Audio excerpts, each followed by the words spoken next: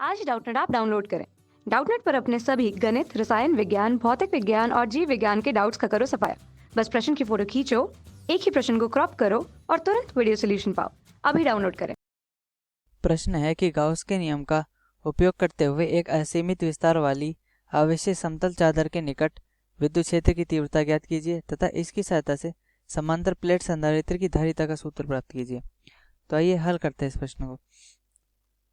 इधर एक चित्र है जिसमें दिखा रखा है कि ये एक अनंत असीमित विस्तार वाली आवेशित समतल चादर है जिसका पृष्ठ आवेश घनत्व सिग्मा है। पृष्ठावेश घनत्व क्या है? बराबर सिग्मा है। इसका पृष्ठावेश घनत्व सिग्मा है। अब मैंने विद्युत क्षेत्र की तीव्रता निकालने के लिए क्या किया है कि इसके चारों ओर एक गॉसियन पृष्ठ है बेलनाकार, और जो कि जिसका मध्य बिंदु इधर ए बिंदु पर है, यानी कि ए की ओर इसका मध्य बिंदु है।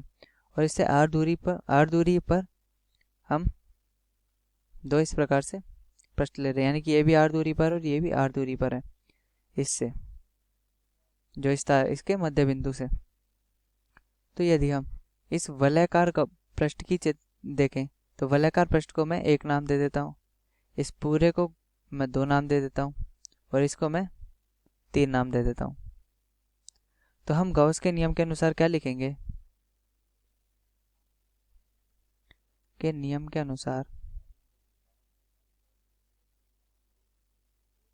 ये लिखा जाएगा ई सदिश डॉट डी एस सदिश बराबर क्यू बट्टा एप्सिलॉन नॉट, यानी कि इसके अंदर कितना आवेश है तथा अपन एप्सिलॉन नॉट निर्वात की विद्युतशीलता। अब चूंकि मैंने इस गॉसियन पृष्ठ को तीन भागों में विभाजित कर दिया है, पहला पृष्ठ, दूसरा पृष्ठ तथा तीसरा पृष्ठ। ठीक है, मैं इसको एक काम करता हूँ, इसको तीसरा पृष्ठ लिखता हूँ तथा इसको चौथा पृष्ठ लिखता हूँ, इसको चौथा पृष्ठ लिखता हूँ। तो यानी कि पहले पृष्ठ के लिए हमें ई सदिश डॉट डी एस सदिश निकालना है, दूसरे पृष्ठ के लिए हमें ई सदिश डॉट डी एस सदिश तथा तीसरे पृष्ठ के लिए ई सदिश डॉट डी एस सदिश और चौथे पृष्ठ के लिए ई सदिश डॉट डी एस सदिश, जो कि बराबर होगा क्यू बटा एप्सिलॉन नॉट के। अब सबसे पहले हम क्यू का मान निकाल लेते हैं।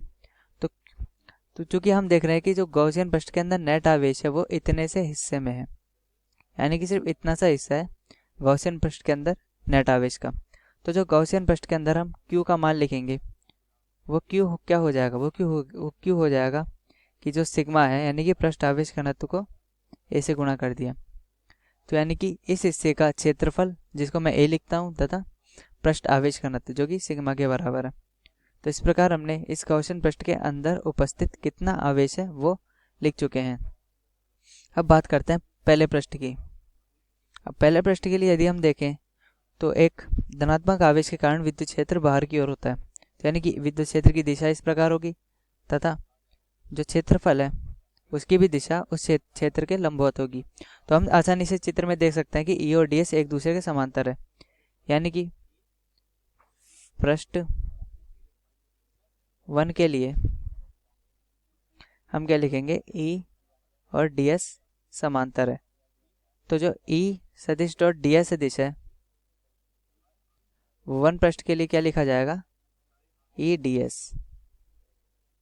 इस प्रकार हम वन पृष्ठ के लिए लिख देंगे तथा पृष्ठ 2 के लिए यदि पृष्ठ 2 के लिए हम देखें कि जो डी एस है वो डी एस ऊपर की ओर है, क्योंकि इसका यदि हम देखें कि क्षेत्र के लंबवत हमेशा क्षेत्रफल सदिश की दिशा होती है। तो डी एस की दिशा तो लंबवत हो गई, परंतु यदि इसी बिंदु पर विद्युत क्षेत्र देखें तो विद्युत क्षेत्र इस ओर है, सभी विद्युत क्षेत्र इस ओर हो जाएंगे, क्योंकि विद्युत क्षेत्र हमेशा आवेश से दूर होता है यदि धनावेश हो तो विद्युत क्षेत्र तो हमारे पास इस दिशा में है, यानी कि हम देख सकते हैं कि विद्युत क्षेत्र और क्षेत्रफल सदिश दोनों एक दूसरे के लंबवत है। तो इस स्थिति में ई सदिश और डी एस सदिश लंबवत है, तो दो के लिए हम ई सदिश डॉट डी एस सदिश क्या लिखेंगे, 0। और यदि जैसा पृष्ठ 2 के लिए वैसा ही पृष्ठ 3 के लिए भी। तो पृष्ठ 3 के लिए ई सदिश लंबवत होगा डी एस के, तो हम लिख सकते हैं कि तीसरे के लिए ई सदिश डॉट डी एस सदिश बराबर 0 है। और प्रश्न 4 के लिए हम क्या लिखेंगे, ई सदिश डी एस के समांतर है। तो प्रश्न 4 के लिए ई सदिश डॉट डी एस सदिश बराबर हो जाएगा ई डी एस। तो अतः गाउस का नियम हम इस प्रकार लिख सकते हैं 1 E D S plus 2 E D S बराबर सिग्मा ए बटा एप्सिलॉन नॉट।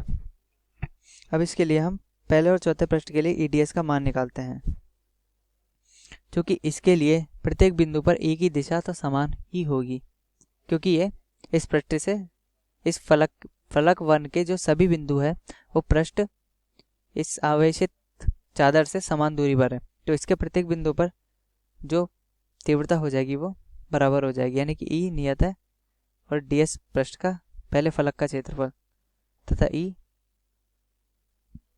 जो 4 डी एस है यानी कि चौथे फलक का क्षेत्रफल।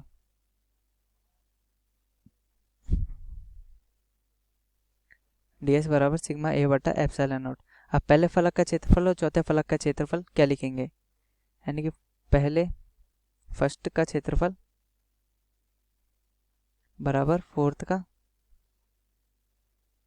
क्षेत्रफल।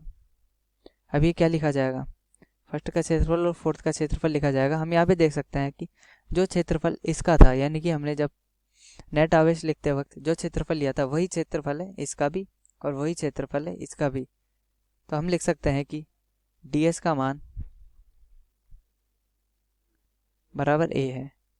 तो अतः ई ए प्लस ई ए बराबर सिग्मा ए बटा एप्सिलॉन नॉट।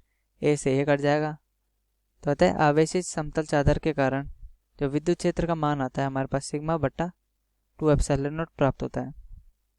इस प्रकार हमने प्रश्न का पहला भाग हल कर लिया।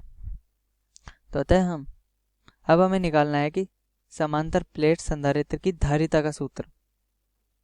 तो उसके धारिता का सूत्र हम निकालेंगे, यानी कि समांतर प्लेट संधारित्र की धारिता।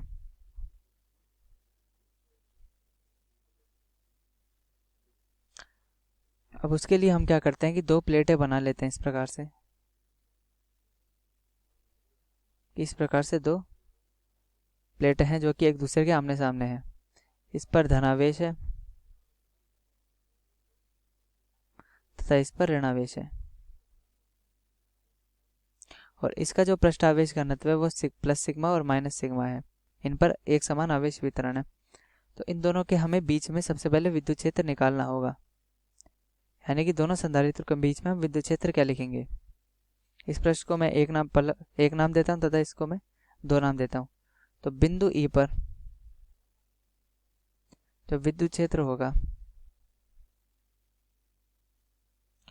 वो क्या लिखा जाएगा, मैं इसको सदिश रूप में लिखूँ तो E1 सदिश प्लस E2 सदिश, यानी कि फर्स्ट प्लेट के कारण विद्युत क्षेत्र तथा सेकंड प्लेट के कारण विद्युत क्षेत्र।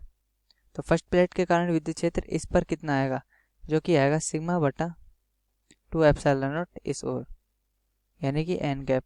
मैं इस दिशा को एन गैप लिखता हूँ, इधर लिख देता हूँ, ये दिशा एन गैप है।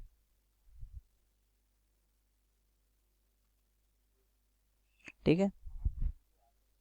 और E2 क्या होगा, तो यानी कि E1 भी इस ओर है और E2 भी इस ओर है। ठीक है। तो E2 का मान क्या हो जाएगा हमारे पास, sigma upon 2 epsilon nought n cap. तो अतः बिंदु E पर विद्युत क्षेत्र का मान sigma upon epsilon nought n cap आ जाता है। ये हमारे पास विद्युत क्षेत्र का मान है। और हम कह सकते हैं कि इन सभी बिंदुओं पर जो विद्युत क्षेत्र है वो समान रूप से वितरित है, यानी कि विद्युत क्षेत्र सभी ओर समान है। इस प्रकार से विद्युत क्षेत्र का निरूपण है। चूंकि हम जानते हैं कि जो एकदम ऊपरी तथा निचला बिंदु है, उपांत प्रभाव के कारण उनकी जो विद्युत क्षेत्र रेखा है वो काफी वक्रीय हो जाती है, काफी वक्रीय विद्युत क्षेत्र रेखाएं बनती है।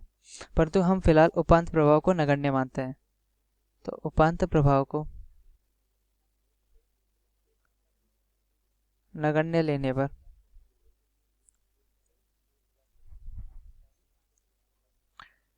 जो विभवांतर आएगा यानी कि दोनों प्लेटों के मध्य विभवांतर, वो लिखा जाएगा।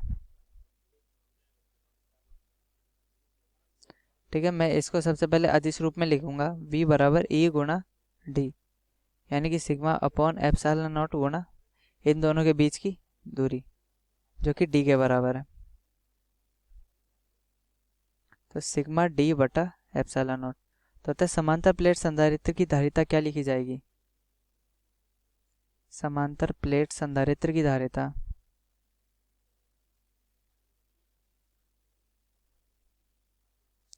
C बराबर होता है Q गुणा V, यानी कि उन प्लेटों पर आवेश गुणा विभवांतर। तो इन प्लेटों पर आवेश क्या लिखा जाएगा? इन प्लेटों पर आवेश होगा इनका पृष्ठ आवेश घनत्व गुणा इसका क्षेत्रफल, यानी कि Q है एक प्लेट का आवेश।